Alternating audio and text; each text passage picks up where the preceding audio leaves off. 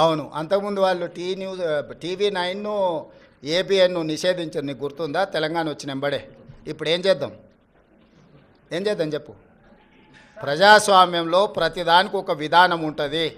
వాడెవడో ఎల్లయ్య పుల్లయ్య బోడిగాడు ఏదో చెప్పిండని చెప్పి అట్లా వ్యవహరించదు ప్రభుత్వం. ప్రభుత్వం ఏది వ్యవహరించాలన్నా రాజ్యాంగ పరిధికి లోబడే వ్యవహరిస్తుంది. ఇవాళ విచారణ వచ్చిన దానికి విచారణ ఎదుర్కోకుండా ఏందేందో వాదనలు తీసుకొస్తారు. ఒక్కటి నువ్వు పిచ్చిగా ఒకటి క్లారిటీ పెట్టుకో.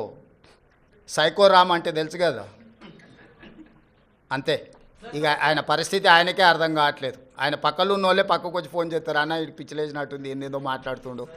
కాబట్టి ఇప్పటి నుంచి సైకోరామ్ అని ఫిక్స్ అయిపో. Thank you. అవును. అంతకుముందు వాళ్ళు టీవీ 9ను ఏబిఎన్ను నిషేధించారు. నీకు గుర్తుందా? తెలంగాణ వచ్చిన ఎంబడే. ఇప్పుడు ఏం చేద్దాం? ఏం చేద్దాం చెప్పు. ప్రజాస్వామ్యంలో ప్రతిదానికి ఒక విధానం ఉంటుంది. వాడెవడో ఎల్లయ్య పుల్లయ్య బోడిగాడు ఏదో చెప్పిండని చెప్పి అట్లా వ్యవహరించదు ప్రభుత్వం. ప్రభుత్వం ఏది వ్యవహరించాలన్నా రాజ్యాంగ పరిధికి లోబడే వ్యవహరిస్తుంది. ఇవాళ విచారణ వచ్చిన దానికి విచారణ ఎదుర్కోకుండా ఏందేందో వాదనలు తీసుకొస్తారు. ఒక్కటి నువ్వు పిచ్చిగా ఒకటి క్లారిటీ పెట్టుకో. సైకోరామ్ అంటే తెలుసు కదా, అంతే. ఇక ఆయన పరిస్థితి ఆయనకే అర్థం కావట్లేదు. ఆయన పక్కలో ఉన్న వాళ్ళే పక్కకు వచ్చి ఫోన్ చేస్తారు, అన్న ఇటు పిచ్చిలేసినట్టుంది, ఏందేదో మాట్లాడుతుండు. కాబట్టి ఇప్పటి నుంచి సైకోరామ్ అని ఫిక్స్ అయిపో. Thank you.